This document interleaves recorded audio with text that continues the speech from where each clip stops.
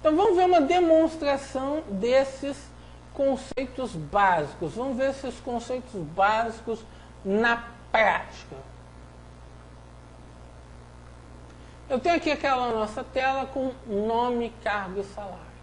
Então eu vou criar uma classe de funcionário, né, para poder gerar a codificação dessa tela. Eu vou adicionar um novo item.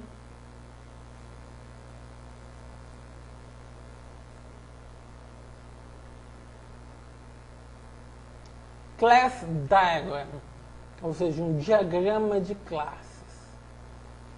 Vou chamar aqui de diagrama.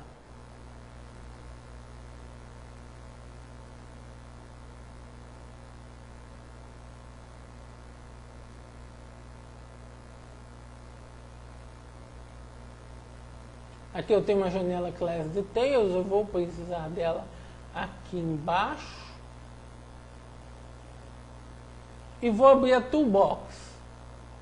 Pego uma classe, jogo a classe para esta área. Aí está. Qual o nome dessa classe? Funcionário. Classe pública, ok. O que eu vou incluir nessa classe? Vamos lá. Primeiro, os atributos, que ele chama aqui de fields, campos. vNome, lembrando, o nome feio ficam para os atributos. String, já é private por default. vCargo, string. vSalário, decimal. vINSS, decimal. VIR, decimal. E VSALIC, decimal.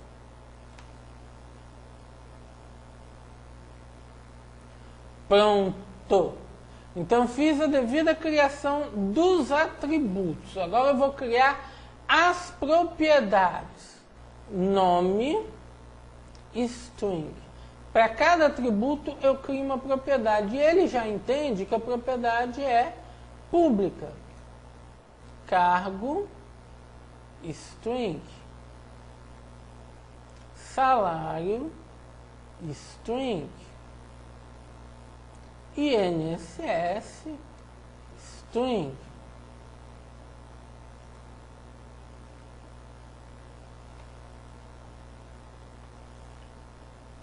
IR,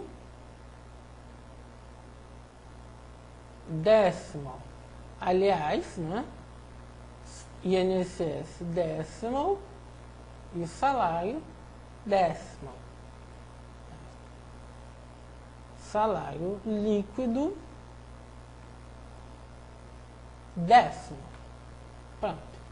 Essa é a nossa classe funcionário. Métodos. Vou colocar um só. Calcular.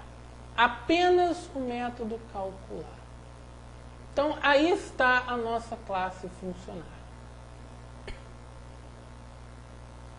Pronto. Vamos ver como essa classe está no código. Observem que foi gerado um arquivo funcionário.vb. Aí está. Eis o arquivo funcionário.vb. Então, aqui eu vou começar a programar as propriedades. Return vNome. vNome igual a value. Return vCargo. vCargo igual a value. Return vSalário. vSalário igual a value. Return vINSS. vINSS igual a value. Return VIR. VIR igual a value. Return VSAULIC. VSAULIC igual a value. Pronto. Programei as propriedades. Vamos organizar isso aqui? Eu posso usar aqui um sustenido region propriedades para fazer a organização disso. Sustenido and region. Aí está.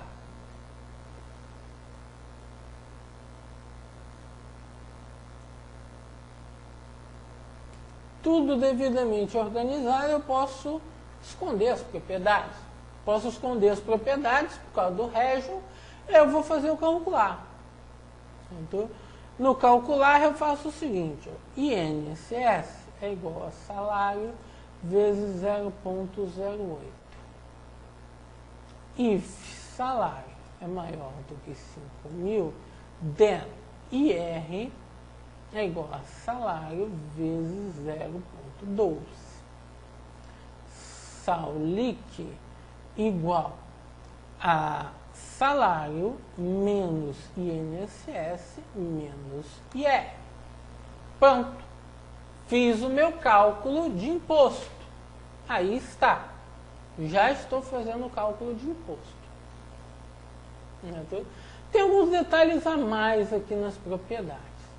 Talvez alguns tenham notado.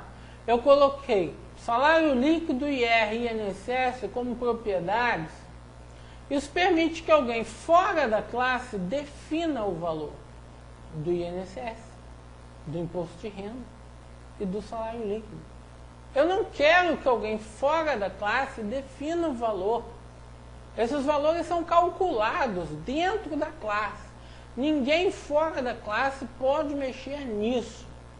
Então, como eu vou resolver este problema? Como eu vou resolver isso? Eu vou colocar aqui na propriedade, a princípio, um read-only. Tá lá. Public read-only property, ele já avisa. Olha, isso está errado. Por quê? Porque a propriedade read-only não pode ter set. Então, ou eu removo o set, ou eu removo o read-only. Aí eu vou fazer o que mais vai surpreender vocês. Eu vou remover o read-only. E vou contar para vocês que desde o Framework 2.0 nós temos a capacidade de criar modificadores de acesso diferentes para o get e o set da propriedade. Ou seja, eu posso ter uma propriedade em que o get é público, mas o set é private. Por quê? Qual é a diferença de fazer como read-only? Daqui a pouco a gente descobre. Vamos seguir um pouquinho mais adiante, daqui a pouco a gente vai descobrir dando exemplos. Vou colocar as propriedades como private set e vou separar essas propriedades. Vamos colocar um outro region aqui. Read only.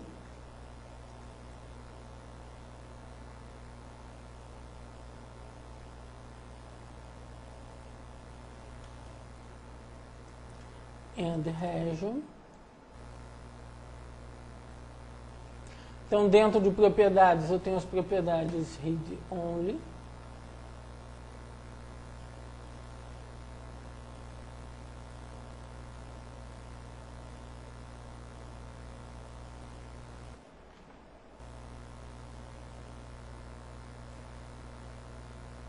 Corre sempre nas piores horas.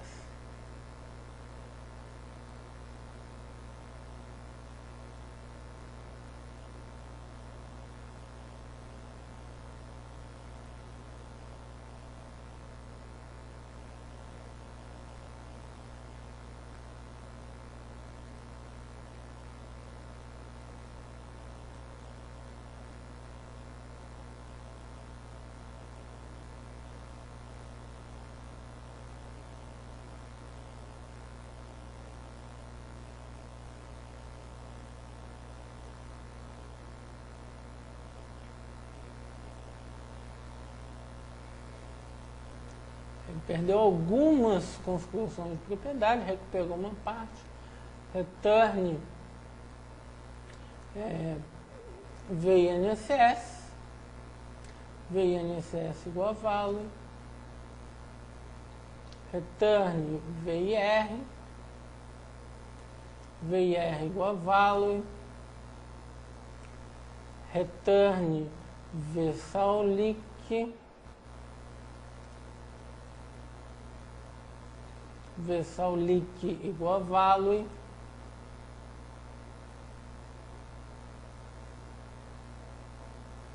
pronto. Private set, private set, private set.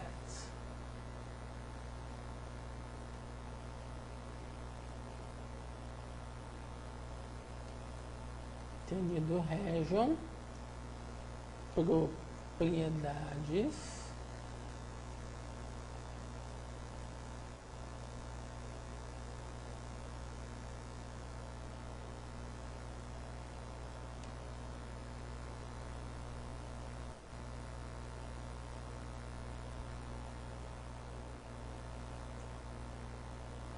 Sustenido region,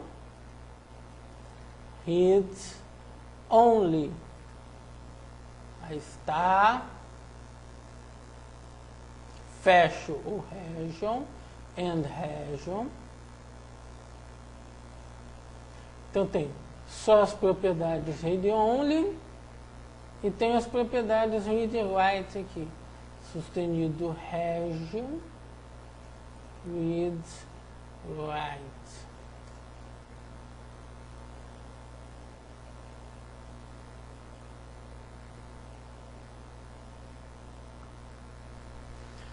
Dessa forma, meu código fica bem mais organizado. Olha só, eu tenho a área das propriedades dividida em propriedades read-only e em propriedades read-write. Tudo devidamente organizado, refazer o calcular. Está reconstruindo o calcular. INSS é igual a salário vezes 0,08.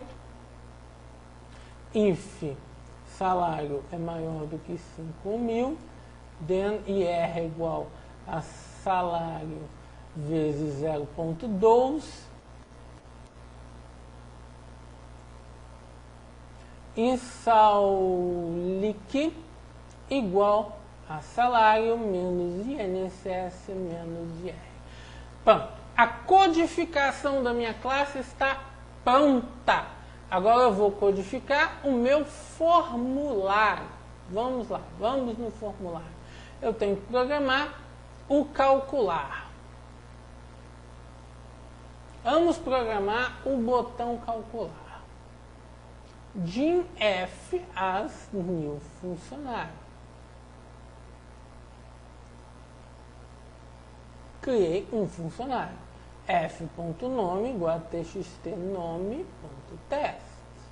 f.cargo igual a txtcargo.test. f.salário igual a txtsalário.test. Ok? Agora f.calcular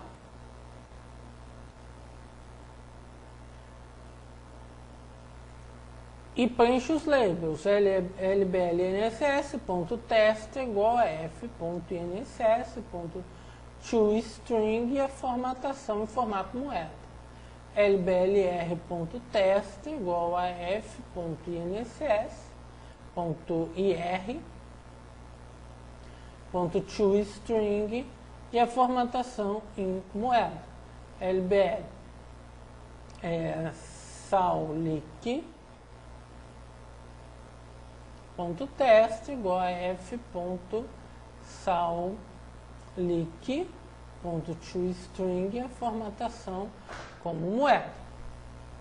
Então, observem que aqui no formulário eu não me preocupo com o funcionamento interno do F. Não sei como o F está funcionando internamente. Não me preocupo com isso. Não é minha preocupação. Ok.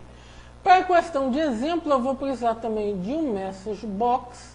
Eu já tenho aqui em cima um import system test regular expressions, só porque eu uso um pequeno truque. Então eu vou fazer o seguinte, message box,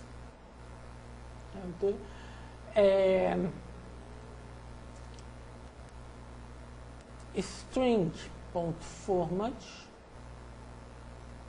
nome, dois pontos, chave 0,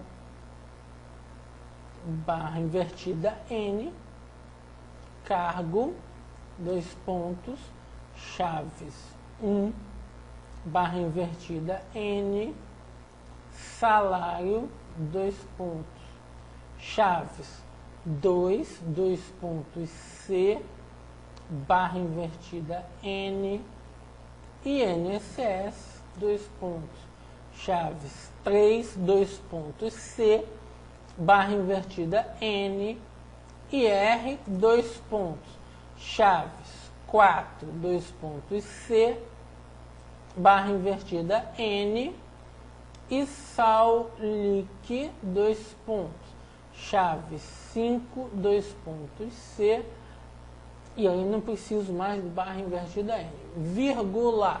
Quais os parâmetros? Vamos colocar na linha de baixo. F.nome, F.cargo, observe a ordem. F.salário, F.INSS, F.IR, F.SALIC. Ok. E aí estão os parâmetros do string format. Só que nesse ponto vocês já devem estar perguntando, nossa, você ficou maluco. Isso é maluquice. Isso aí não funciona em VB. Ele pode até estar dizendo que está certo, mas o barra N é um barra N do C# que causa a quebra de linha. Isso aí não vai funcionar no VB. Por isso que eu fiz o import do System Test Regular Expressions. Vai fazer o quê? Regex ponto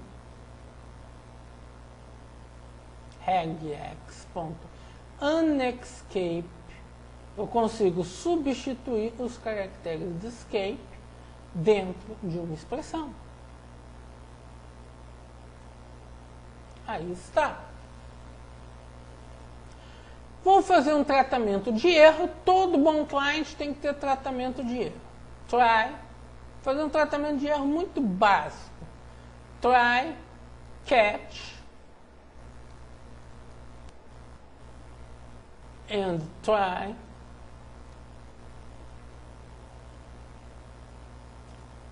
X as exception. Vou simplesmente mostrar a mensagem. msgbox x.message.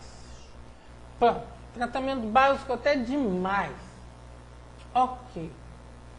E agora eu rodo minha aplicação.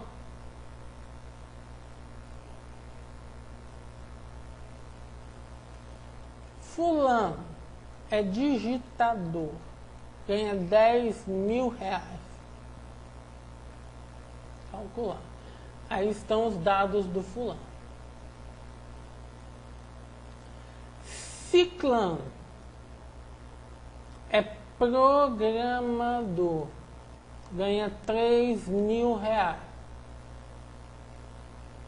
Aí estão os dados do ciclano. E gostei não. Tem uma coisa aí que eu não gostei. O cargo está em minúscula. Aquele cargo tinha que ser exibido em maiúscula. Está sendo exibido em minúscula. Não gostei não. Ele tem que estar sempre sendo guardado em maiúsculo. A questão é, eu posso vir aqui na classe, vou diretamente na propriedade cargo, e onde eu estou fazendo a atribuição de vcargo, eu faço o case de value. já guardo o cargo em maiúscula. Observe o seguinte, eu acabei de alterar o código da classe sem mexer em absolutamente nada na aplicação que faz uso desta classe. É essa capacidade de manutenção que nós estamos buscando. Alterar uma regra de negócio, alterar um trecho de regra de negócio, sem que seja necessário alterar uma aplicação inteira. É essa a nossa busca por capacidade de manutenção. Então vamos ver novamente. O fulano ganhando 10 mil reais, o fulano com cargo de digitador ganhando 10 mil reais, calcular, certo? Aí está, o cargo já está em maiúsculo. Ah, mas e se eu tivesse digitado aqui que o fulano ganha 100 reais? Certo? Ele fez os cálculos, mas não podia, 100 reais é abaixo do salário mínimo. Tudo bem, a gente corrige isso na classe. Então, a classe não pode aceitar valores inferiores ao salário mínimo. Então, o que eu vou fazer? Eu vou fazer uma validação. If value é menor do que 380, certo? Se o valor recebido em salário for menor do que 380, o que acontece? Está pagando muito pouco para esse funcionário. O que eu vou fazer? Eu vou dar um message box? Não, eu não posso dar um message box. Fiquem atentos a isso. Jamais se faz message box de dentro de uma classe. Nunca, jamais. Nós jamais fazemos message box dentro de uma classe. Tá legal. Descobri um erro. Tá aí. O valor é menor que 380. Isso é um erro de negócio para mim. Como é que eu dou continuidade? Como eu dou continuidade se eu não vou fazer message box? Bem, tem duas soluções. Eu posso avisar quem chamou essa classe através de um flag. Por exemplo, eu poderia ter uma propriedade, deu erro, do tipo boolean, e colocar como true sempre que tivesse dado um erro. É uma possibilidade. Eu, particularmente, detesto essa possibilidade. Detesto essa possibilidade de usar flags para controlar erros. Então, por quê? Porque o Joãozinho fez a classe. Ele vai criar um monte de flag para controlar os erros da classe dele e indicar o que foi o erro dentro da classe dele. Então, depois de criar esses flags todos, o Joãozinho vai ter que criar um manual, certo? De 725 páginas, certo? Para explicar ao programador quais são os flags que a classe dele utiliza.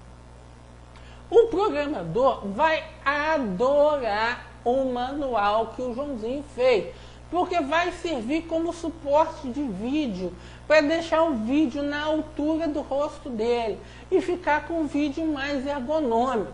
Vai ser uma maravilha. O programador vai amar o manual feito pelo Joãozinho. E aí o que vai acontecer?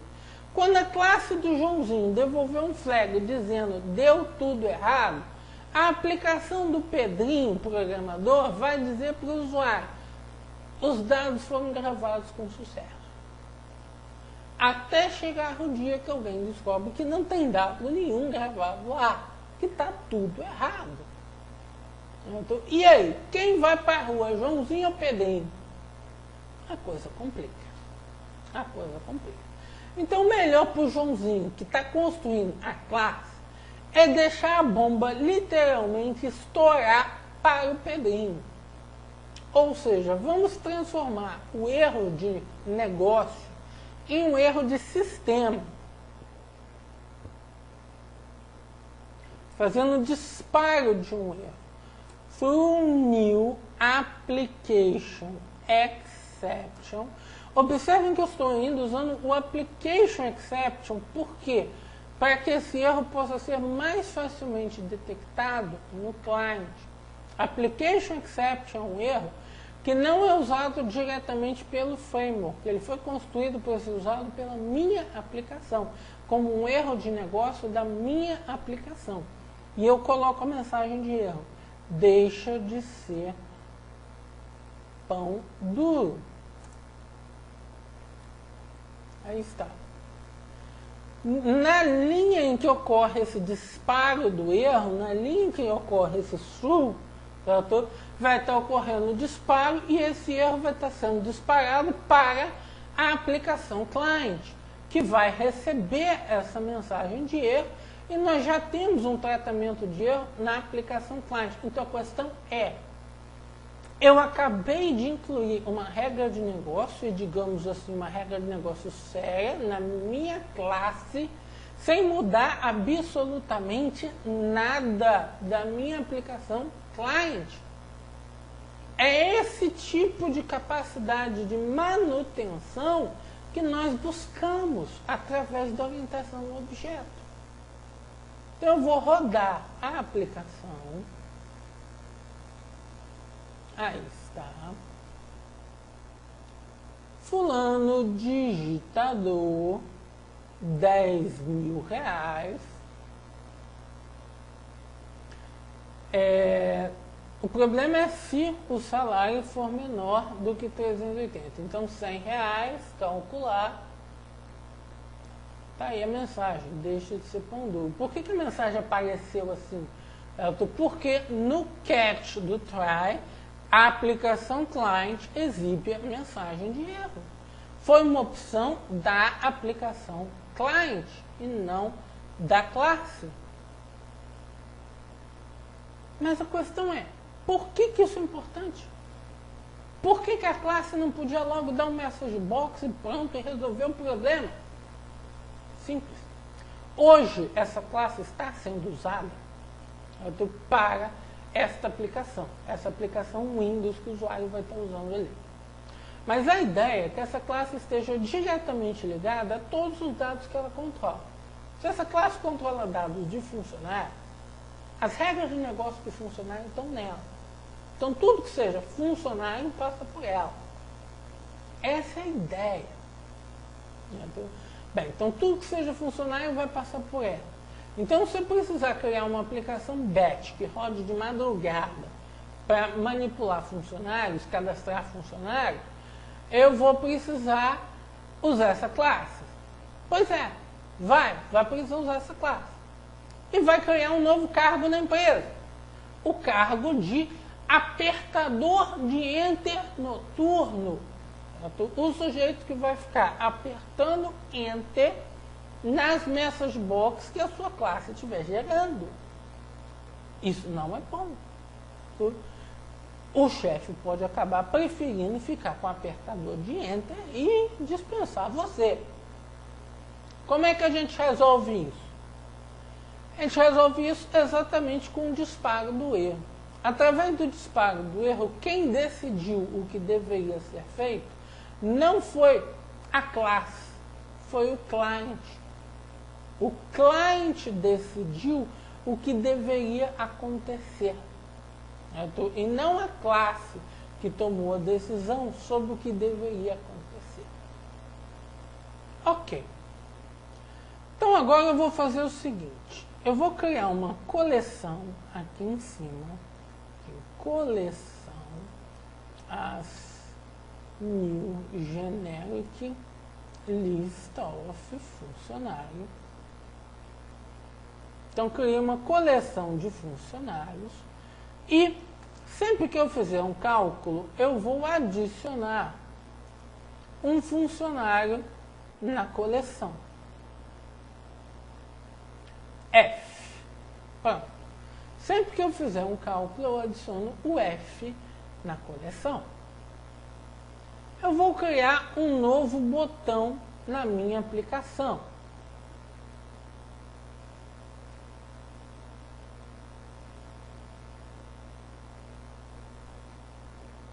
Chamar de exibir.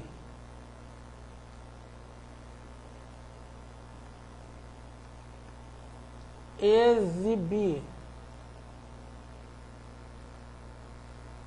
O que esse botão vai fazer? Vai exibir o funcionário F. Então, for each F não, vamos colocar outra letra, G, as funcionário em coleção, só para vocês saberem que o que está na coleção não está ligado a F. É um funcionário. Então, G, as funcionário em coleção, eu tenho que fazer a exibição. E a exibição é justamente esse message box aqui. Só que eu não quero ser obrigado a duplicar esse message box.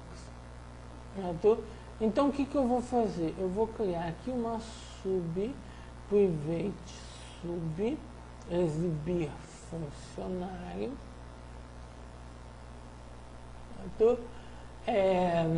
Fun F, para aproveitar o código. As funcionários. Trago esse message box, este message box para cá. Chamo exibir funcionário F e chamo exibir funcionário G. Pronto.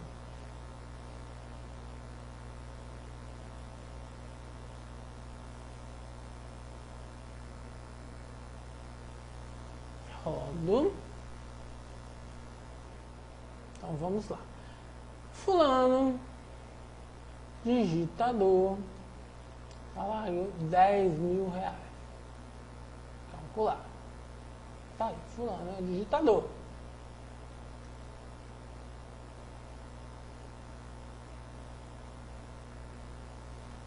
Beltrano é programador, ganha R$5.000. Beltrano é programador. Então, se eu clicar no exibir, ele exibe o fulano, ele exibe o Beltrano. Não tem muita novidade nisso aí. Ok. Então, vou fazer o seguinte. No Solution Explorer, vou fazer aqui um add class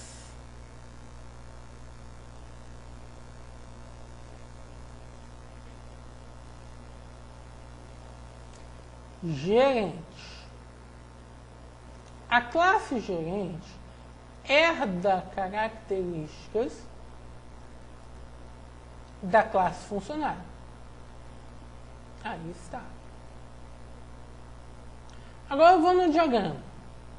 Eu vou trazer uma classe para cá, criar a classe como peão, ok. E eu vou dizer que peão herda características, tem um processo de herança entre peão e funcionário. Aí está. Ah, mas e o gerente que não está aqui? Eu arrasto ele daqui para cá e ele vai aparecer. Então, peão herda características de funcionário e gerente herda características de funcionário. Ambos herdam as características da classe funcionário. Ambos possuem essa herança. Ok. Digamos que eu queira tornar a classe funcionário mais versátil.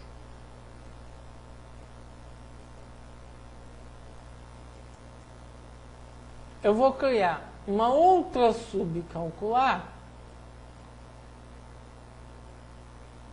que receba como parâmetro a taxa de INSS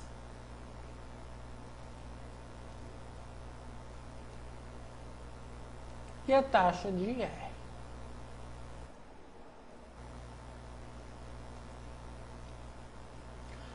Ou seja, o programador que estiver usando minha classe, observem esse conceito. Nosso usuário deixou de ser usuário final.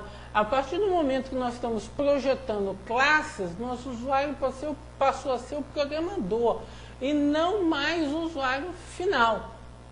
Então, nosso usuário passa a ser o programador. Então aí está. Então o programador vai ter a opção de chamar o calcular, que usa valores default, e chamar o calcular, que possui 2 parâmetros. Ué, mas a regra de negócio do cálculo não está duplicada? Tá. Por isso está errado. O calcular que não usa parâmetro, que usa valores default, tem que chamar o calcular que usa parâmetro, passando os valores default dele. Para quê? Para não duplicar a regra de negócio. A regra de negócio se mantém em um local único, em um ponto único do sistema. Ok.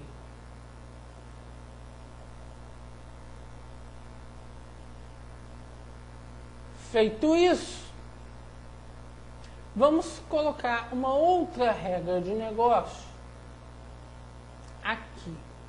Eu vou colocar uma regra de negócio num local um pouquinho estranho, entendeu? Que é no salário, no get do salário, apenas para fazer uma demonstração. If cargo igual a programador, then, observem bem essa linha, eu estou usando um truque nessa linha, return v salário vezes 2. O programador vai ter um pequeno bônus salarial. É claro que foi o programador que fez essa classe. Fulano é digitador, ganha 10 mil reais. Calcular. Líquido, 8.400. Só que o Beltrano é programador, ganha 8 mil reais. Só que o líquido dele vai para 13.440, porque o salário foi dobrado. Exatamente, o salário foi dobrado. Legal. Mais uma vez, nós incluímos uma regra de negócio dentro da nossa classe, sem a necessidade de mudar a aplicação client, sem a necessidade de nenhuma alteração na aplicação client. E daí? Observe o seguinte, quem ainda não observou isso, observe o seguinte. No calcular, eu só usei propriedades. Apesar de eu estar trabalhando dentro da classe e ter acesso aos atributos da classe, eu não usei os atributos da classe.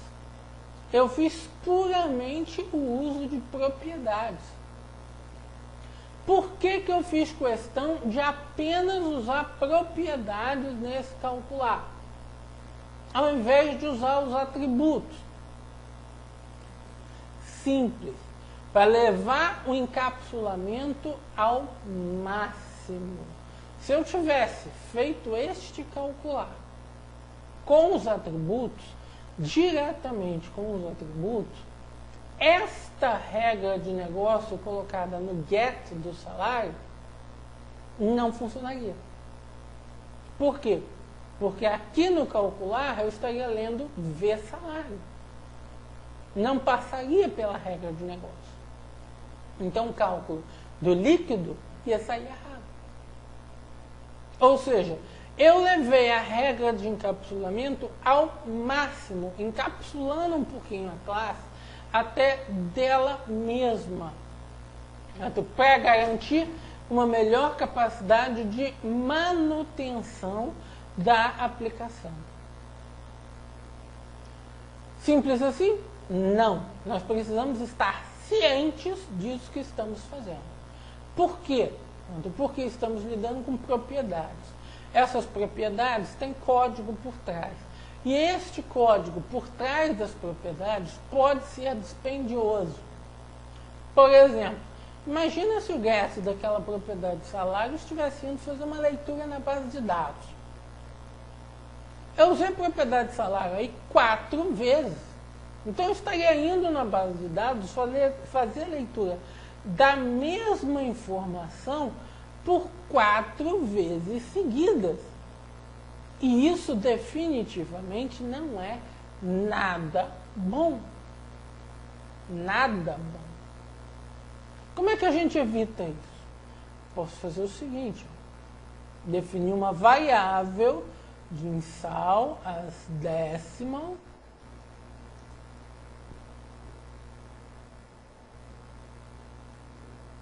já posso colocar aqui salvo a salário.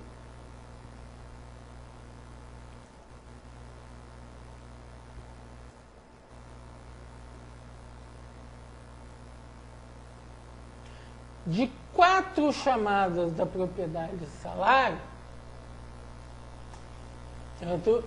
eu reduzi meu código para uma chamada da propriedade de salário. Com isso, eu otimizei meu código. Meu código está mais otimizado. Eu não fico rodando aquela chamada da propriedade a todo instante. Certo? E eu tenho um código mais otimizado. Isto não é um padrão no mercado. Tem gente que gosta desta técnica, tem gente que não gosta desta técnica, que prefere fazer a chamada de propriedades por achar que o código fica mais legível e prefere comprar um processador novo quando precisa de mais performance. Certo? Sem problema, o processador está barato. Certo? Ok. Então vimos aí um exemplo de como a classe pode estar até mesmo encapsulada dela mesma. E eu já usei um recurso muito interessante para isso antes, que foi o private set. Agora esse private set começa a fazer sentido. Por quê? Porque se eu não tivesse usado o private set, eu ia ter que usar o atributo aqui.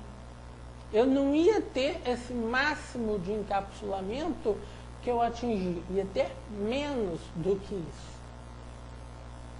Então, é preferível usar o private set do que o read-only nesse sentido, de aumentar o encapsulamento da classe em relação a ela mesma.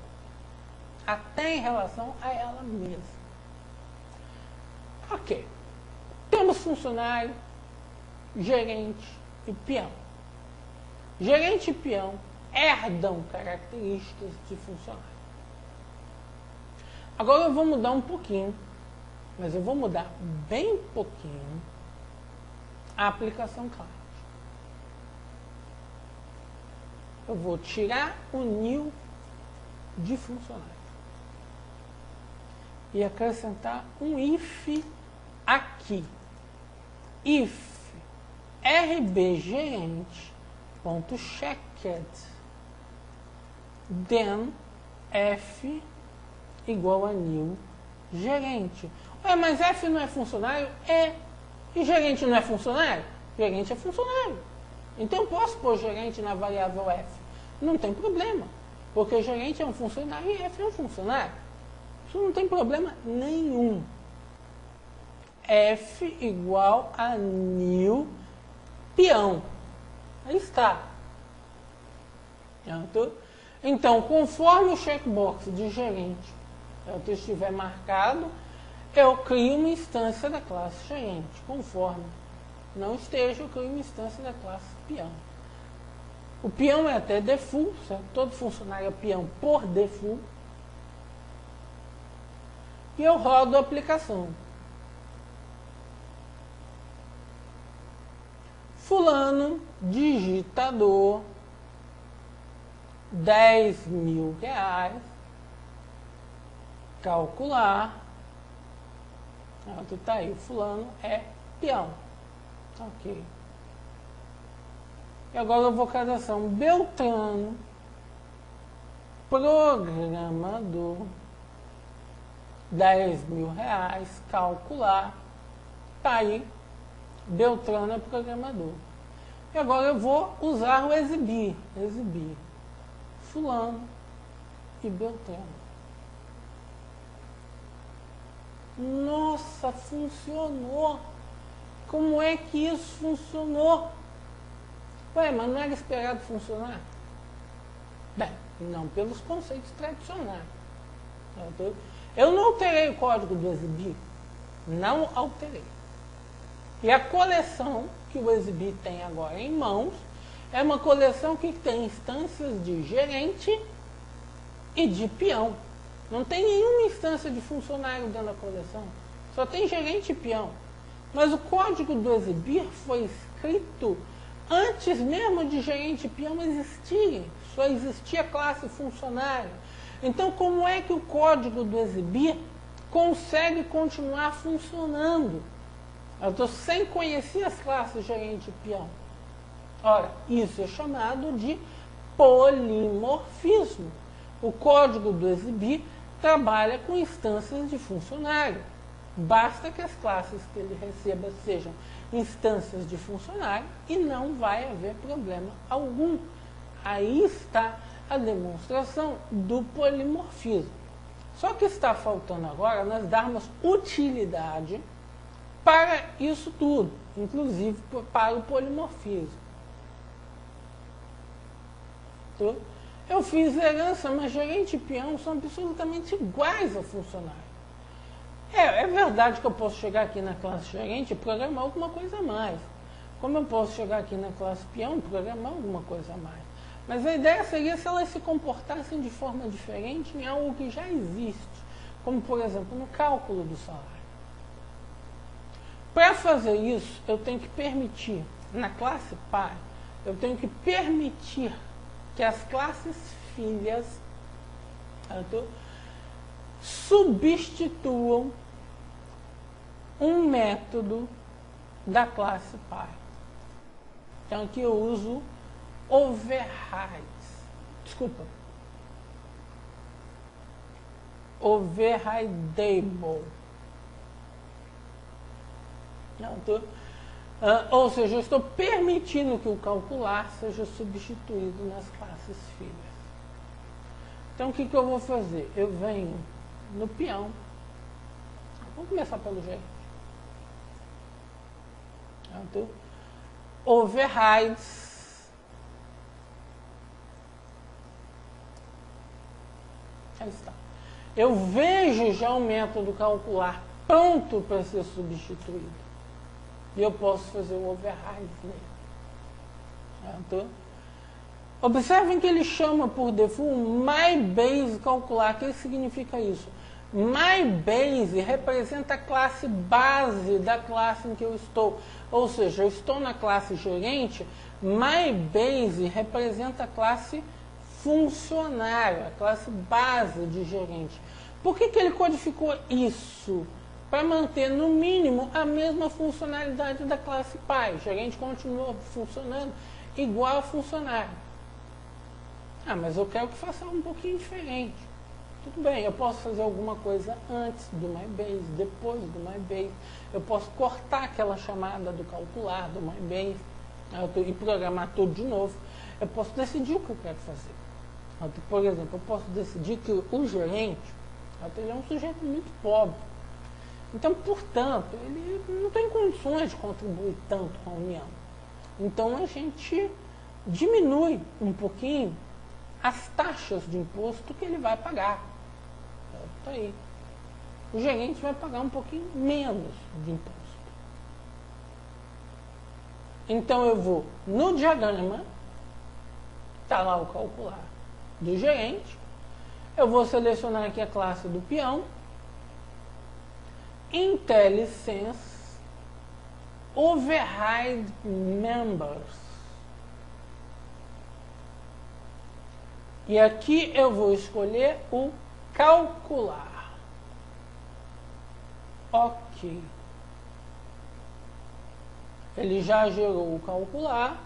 Eu vou no calcular olhar o código, ele só não gera o MyBase. Existe essa diferença na geração entre o diagrama e a geração no código.